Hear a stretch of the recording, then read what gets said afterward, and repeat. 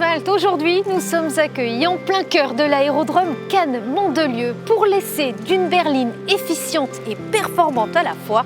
Il s'agit de la 308 de chez Peugeot.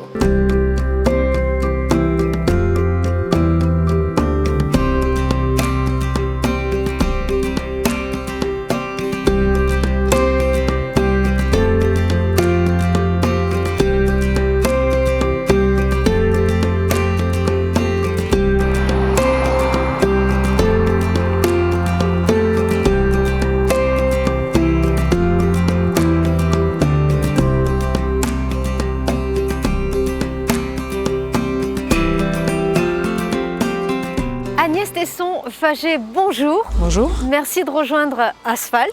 Vous êtes la chef produit 308 et nous allons finalement décrypter ensemble cette nouvelle berline.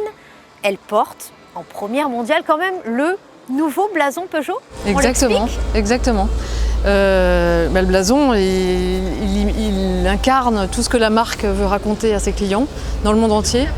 Une marque qui s'affirme, qui assume son design et son énergie. Et donc en effet, la nouvelle 308 incarne la nouvelle image de la marque Peugeot.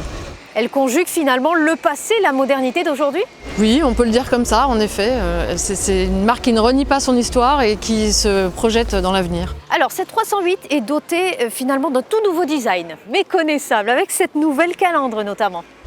Alors la nouvelle calandre, en effet, elle a été imaginée par les stylistes pour mettre en majesté le nouvel emblème. Et donc ce qu'elle a de nouveau, c'est qu'elle est plus contrainte par la poutre. Elle prend toute la place de la face avant et elle est en phase avec cette affirmation de la marque Peugeot. Avec ce long capot. Très long capot.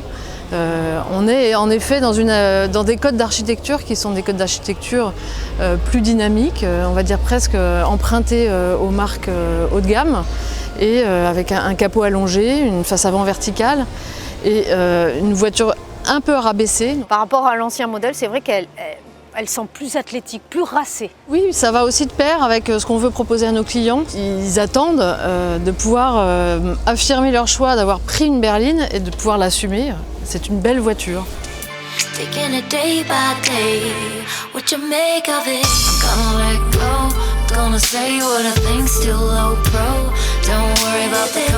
Son look est inédit avec des traits saillants, sa ligne plus aérodynamique mais moins compacte lui confirme une identité intemporelle. Ses proportions sont audacieuses avec son allure plus basse et sa puissante calandre qui devance un long capot. Le style est moins consensuel qu'auparavant mais l'agressivité est totalement assumée. Donc ça va du thermique à l'hybride finalement, le choix est multiple. C'est la marque de fabrique de Peugeot. On choisit sa silhouette et dans la silhouette qu'on a choisie, on prendra le moteur qui nous convient. Donc en effet, cette silhouette est hybride en 225 chevaux. C'est le haut de gamme, la version, le moteur le plus puissant et le plus dynamique de la nouvelle 308. Pas d'électrique ? L'électrique arrivera ensuite. À partir de 2023, on proposera une offre entièrement électrique sur 308. Le mode 100% électrique permet un roulage jusqu'à 135 km/h. Le mode hybride propose une alternance d'électrique et de thermique, de façon à optimiser l'utilisation des énergies. Et enfin, le mode sport offre une mobilisation de toutes les puissances moteurs pour une dynamique maximale. Un mot sur My Peugeot, elle est totalement connectée. Oui, la voiture est totalement connectée. À l'univers Peugeot avec l'application My Peugeot en effet, mais de toute façon aussi over the air, puisque l'objectif c'était d'avoir une voiture qui est toujours le plus à jour possible. C'est vrai pour la cartographie par exemple, puisque maintenant la cartographie sera mise à jour automatiquement sans avoir à faire des manipulations dans l'ordinateur. Ça c'est une excellente nouvelle. Donc la nouvelle 308 est en mesure pour chaque profil qu'on va se créer d'associer 2 téléphones. Et là, la nouvelle 308 sera capable de proposer cela. Le paramétrage du préconditionnement thermique de l'habitacle permet de programmer le chauffage ou la climatisation. Et cette fonction offre également la préservation de l'autonomie de la batterie si le véhicule est en charge. Ce service est fourni gratuitement par Peugeot sans limitation de durée. Elle est dotée également de plusieurs aides à la conduite. Ce qui était important, c'était de se mettre au bon niveau de ce qu'attendent nos clients, notamment en termes de sécurité Et de confort. et de confort. On n'est pas rentré dans la course à l'armement et toujours plus, mais on a vraiment travaillé pour proposer ce qui est en usage quotidien, rassurant et confortable. Cette troisième génération de 308 repose sur la même plateforme déjà proposée avec les nouvelles DS4 et Opel Astra. Souple mais parfaitement équilibrée, la 308 se montre très plaisante en mode sport.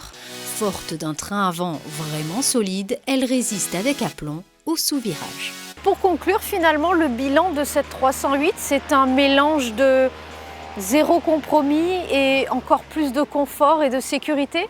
On voulait une voiture qui donne extrêmement envie, mais sans aucun compromis sur ce qu'on appelle les prestations, donc ce qui va être en relation avec la façon dont on se sent au quotidien à bord de la voiture. Merci beaucoup, Agnès Tesson. Merci. Avec plaisir.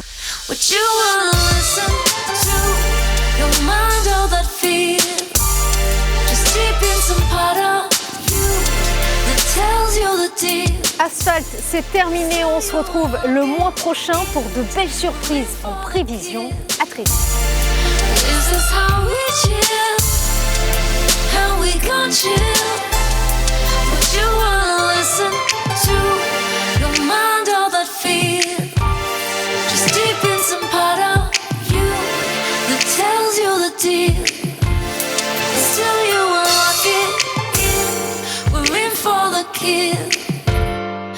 Is this how